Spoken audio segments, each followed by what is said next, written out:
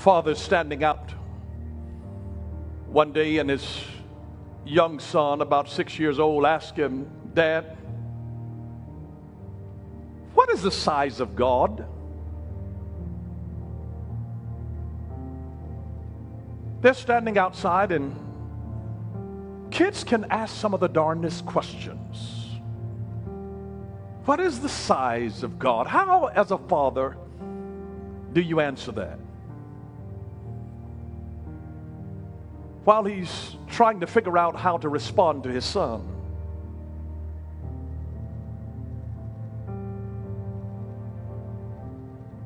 he's looking up, as we often do when we don't know what to say. And he sees an airplane.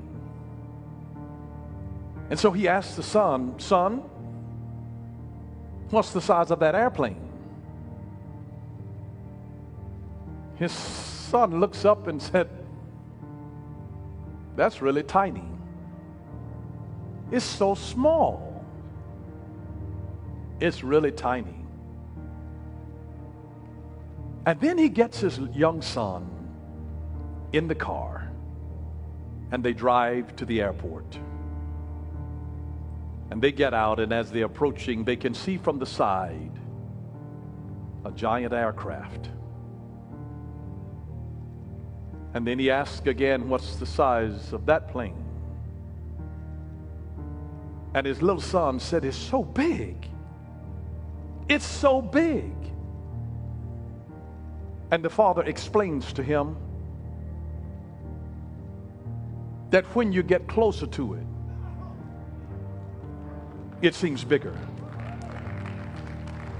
And so he says, the closer that you are to God, the bigger and the greater that God seems to you. The farther that you are away from him, the smaller that he seems, and you begin to doubt what all he can do.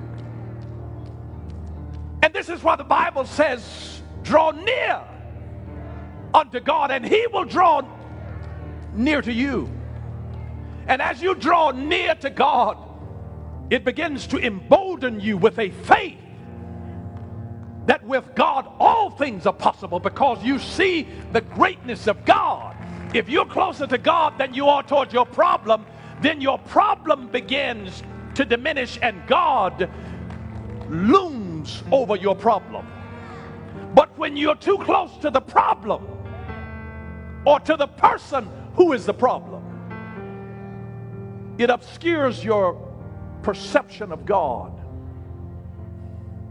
And the answer is to draw close. And sometimes we just need to get close to it, so that we see that my God is enormous. He's the one that spat out the 7 seas.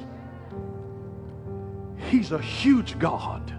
And the closer that you are to him, the bigger that you realize that God is. He is enormous. And your problems are minuscule